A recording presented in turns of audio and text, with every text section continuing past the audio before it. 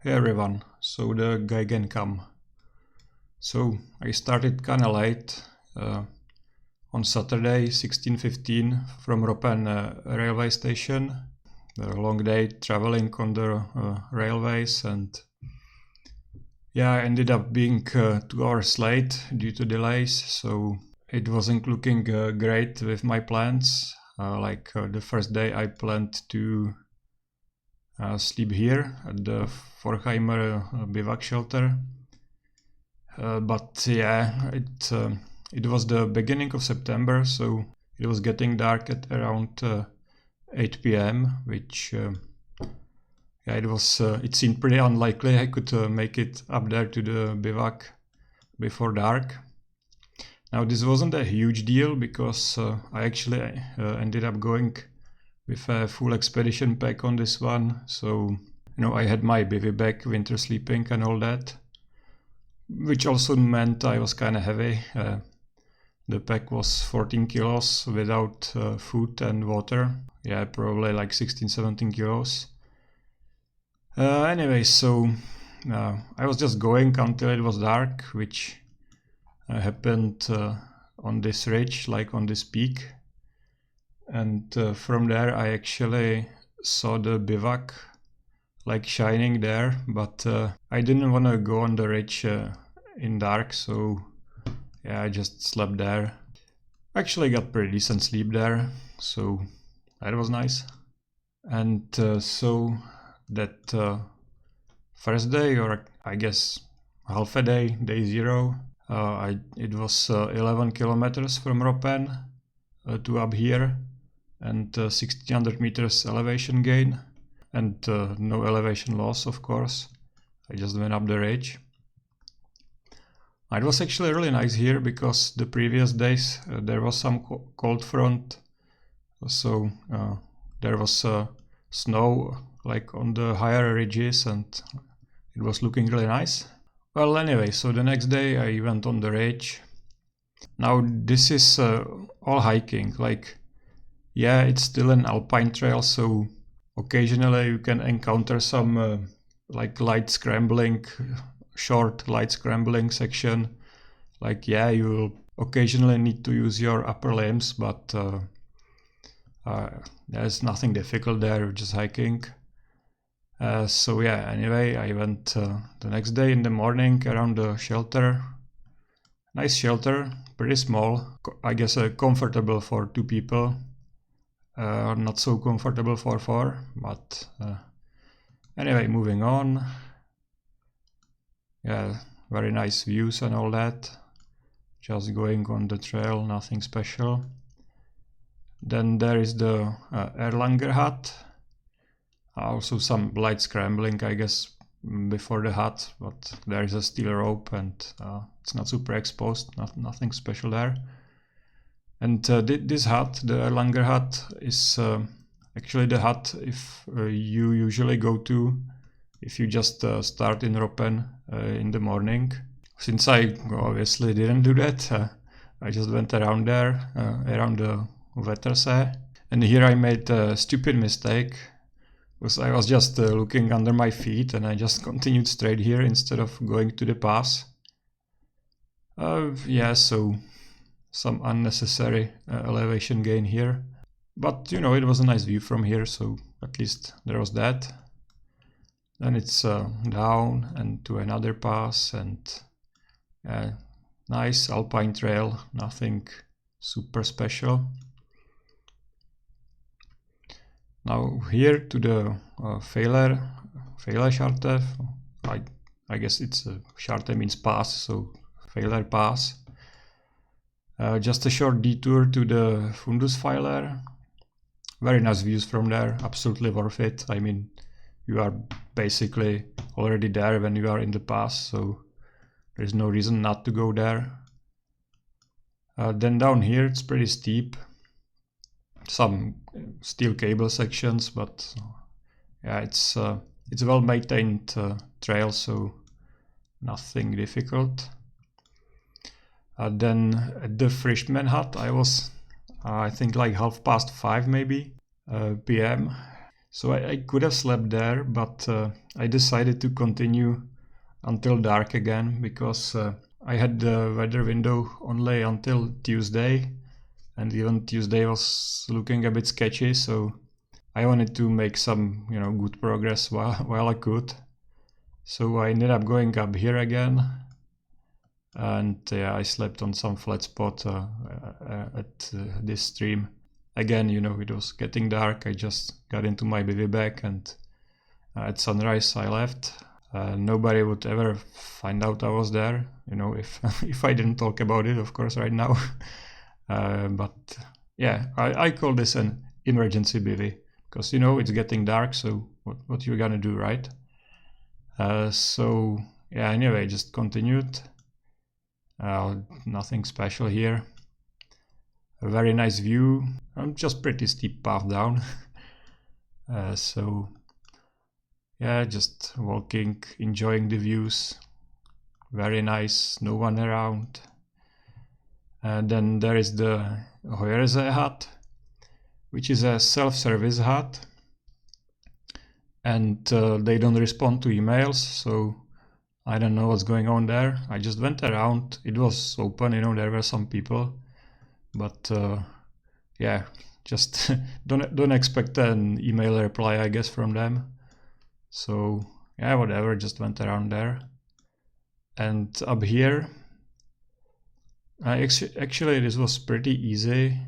Like, I expected some scrambling here in the rock field, but it was alright until, obviously it was alright, but there was no scrambling until like around here, around the glacier. Pretty heavy terrain. And then you can see the trail here on the map, but this is very loose rock field, like it's pretty sketchy. So the trail, and it's actually marked, goes up here where I went. I think this one in the valley is for the winter, like on the snow. It's probably better to go up just straight here. Yeah, there was an option to go up this Kogel. I didn't go there because I had big plans for the day. I actually wanted to go up Hohe Geige that same day. So yeah, I skipped that because obviously some time pressure there. And then from here, from this pass, Scharte, this whole thing is a rock field, and it's it's pretty difficult there. By that I mean it will be a lot slower there compared to just hiking. So this whole path should have been dotted on the map, actually. Just it will take longer, so keep that in mind. And then from this pass, Sandioch, it's alright again. It's a trail, and yeah, it's a nice trail all the way here. Again, some scrambling with steel cables up here to this pass. Then down again to another pass, or I guess this isn't a pass, it's a peak. Gahwinden. Yeah, so here I was shortly after 4 p.m. and I was like, yeah, I can probably still make it up Hohe Geige. So optimistically I thought, yeah, 2 hours to the summit. Took me an hour and 50, so good guess, I guess. But yeah, this is the whole thing pretty much is a scramble. Like it's not a hike. Pretty easy scramble all the way till here. But here, like before the top part, the top little crater, I guess it looks like it. It gets fairly tough, I guess, like grade 2 climbing, because you can even see it on the map here. Like there is a slab there. You need to, yeah, it's pretty exposed. There is steel cables, so it's not too bad. Unfortunately, like as I was starting, no, it wasn't like clear skies, but the cloud base was higher than the peaks, so I thought, yeah, alright, I'm gonna have nice views, but nah, like right when I got to around here, like before the final push, the clouds started rolling in, so yeah, like 20 minutes before the summit it got cloudy, which is yeah, a bit unfortunate. Well, anyway, went up here. This whole thing is a loose rock field, so just yeah, be careful. I don't think there is any marks here in the entire thing, so yeah, just make your own path up there.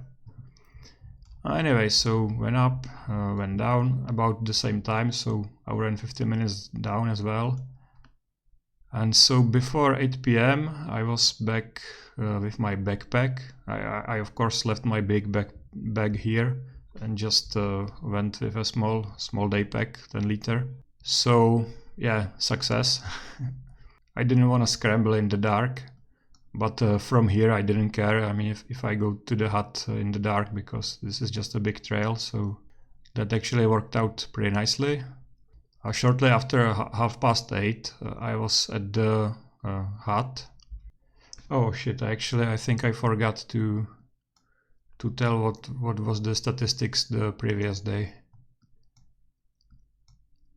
Anyway, so the day 1 or 1.5, whatever, the first full day from here to here, it was 24.5 kilometers, 2300 meters elevation gain, and about 2000 meters elevation loss.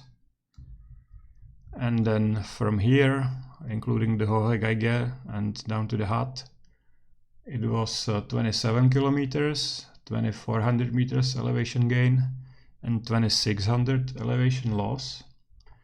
But you know, 800 meters of that, like from here, from the Gahwinden up to Hohe Geige and back, that I did light. So yeah, I got some sleep in the hut, and the next day I went to the Mainzer höhenweg.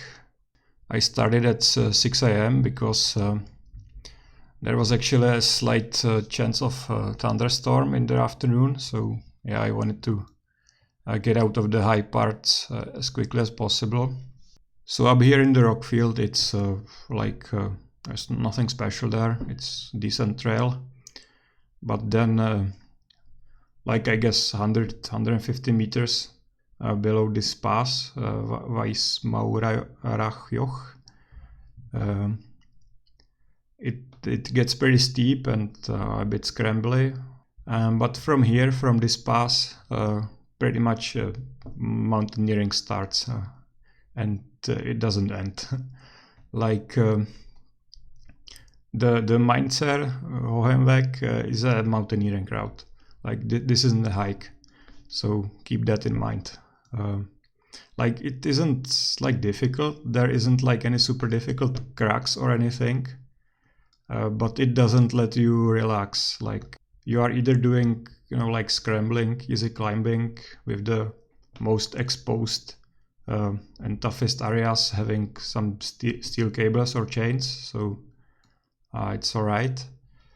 Or you are going through rock fields, this is all rock fields, or on a glacier, or rather through a rock field which is on top of a glacier, which is mostly this part.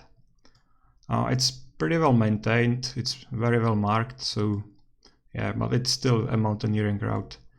Like there isn't pretty much from here, from the pass all the way, yeah, pretty much to the Rettenbachgletscher, I think it's called. Yeah, Rettenbach, to this glacier. It's basically zero relaxing hiking parts there, so it's pretty relentless, I would say. Anyway, so I guess the toughest parts are around here, and then it gets a bit easier on this ridge, and up here, Wassertarkogel, very, very epic views, and this is very epic bivouac. This was actually my plan B, you know, if the weather was gonna get bad earlier, I would just have to stay there, but I was there at 11, the weather didn't look too bad, and even the forecast, like the the chance of thunderstorm went pretty much to zero. But you know, it was still gonna rain, so so I continued because obviously I don't want to be on the wet ridges anyway. So actually I expected this ridge to be a bit easier, like faster. Of course I expected some scrambling, but you know, I also expected some, you know, faster, I guess, more hiking parts. But there wasn't anything like that, like it was scrambling the whole way through. So it was pretty slow and up and down all the time. Then here, yeah, and then the 911 goes up here to like these peaks. But it looked tougher, and I mean from here I could obviously see that this is a more used trail, so yeah, I didn't want to risk it. But by that time I was in a cloud, it was thick fog, so yeah, I just went down here. And even here in the rock field I lost my way a bit, like I needed to use the GPS because I just couldn't find the trail markers in the fog. And then there is actually like a 20-meter high slab with like a mini via ferrata built on it. So that was actually a pretty unpleasant surprise there, because by that time I was pretty spent. And then here to this pass, also there is some steel cables, but it's obvious that this is like a more traveled trail, and it's very well maintained here, and with a lot of like climbing aids built into the rocks, so it's fine here. Yeah, then I went just down to this station. I was there like sometime after 2 p.m.